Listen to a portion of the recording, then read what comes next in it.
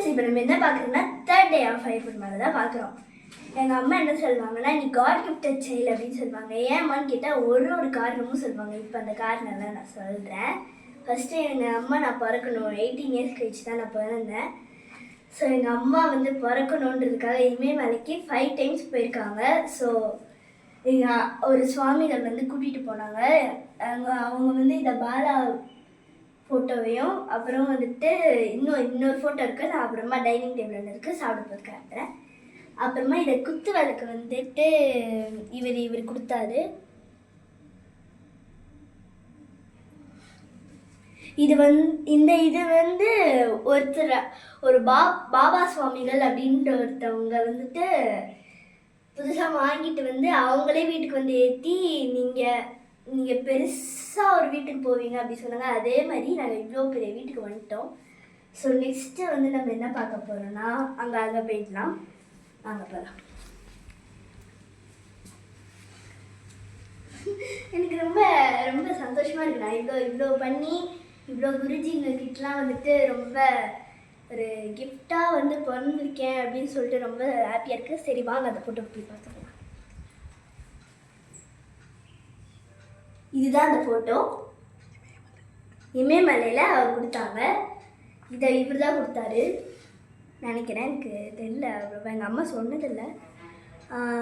எங்கள் அம்மாவை கூட்டிகிட்டு போனவர் தான் கொடுத்துருப்பாரு. ஸோ வாங்க இப்போ சாப்பாடு போய் பார்க்கலாம். ஃபஸ்ட்டு சாதம் எடுத்து போட்டு சுடுது. வா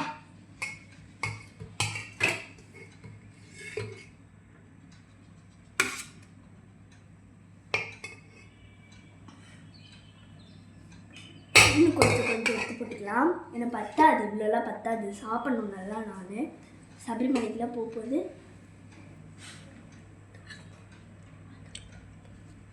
இப்போ வந்து இது கடலை குழம்பு. நல்லா அது எப்படி சுடு ஆவி பறக்க இருக்கு பாருங்க. இப்போ எடுத்து ஊற்றிக்கலாம்.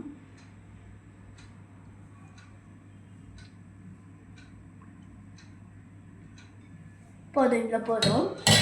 நெக்ஸ்ட்டு இப்போ வந்துட்டு இது சட்னி, கீரை சட்னி அழகாக இருக்குல்ல. இப்போ எடுத்து போட்டுக்கலாம். இங்கே சைடில் போட்டுக்கலாம். அப்புறமா வந்து சோறு பத்தலை, இது சாம்பார் பத்தலைன்னா எடுத்து போட்டுக்கலாம். நெக்ஸ்ட்டு வந்து இது ரசம். இது எடுக்க முடியாது. இப்படி தான், சாரி.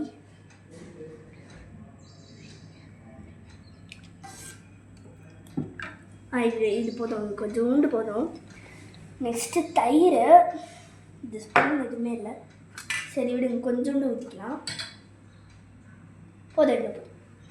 நெக்ஸ்ட்டு வத்தல் நல்லா பொரிச்சு எண்ணெயோடு இருக்குது. நெக்ஸ்ட்டு தோசை. எனக்கு தோசையில் எங்கள் அம்மா நெய்லாம் ஊற்ற மாட்டாங்க. ஸோ நான் வந்து ஊற்றிக்கிறேன் கொஞ்சம். எனக்கு நெய்னா ரொம்ப பிடிக்கும். கொஞ்சம் அப்படியே ஊற்றிக்கலாம், மழைச்சாரல் மாதிரி. நான் எப்பவுமே டிஃபன்னா தோசை தான் சாப்பிடுவேன். நெக்ஸ்ட்டு தான் சாப்பாடு. ஃபஸ்ட்டு அப்படியே போட்டு போதும், இவ்வளோ போதும். இந்த ரொம்ப இதுவாகிடும்.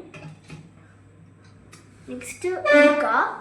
இது வந்துட்டு கொஞ்சோண்டு சைடில் ஊற்றிக்கலாம். ரொம்பலாம் எனக்கு இது வேணாம். நான் எடுக்கவே இல்லையா? வெயிட் பண்ணுங்கள் ஃப்ரெண்ட்ஸ்.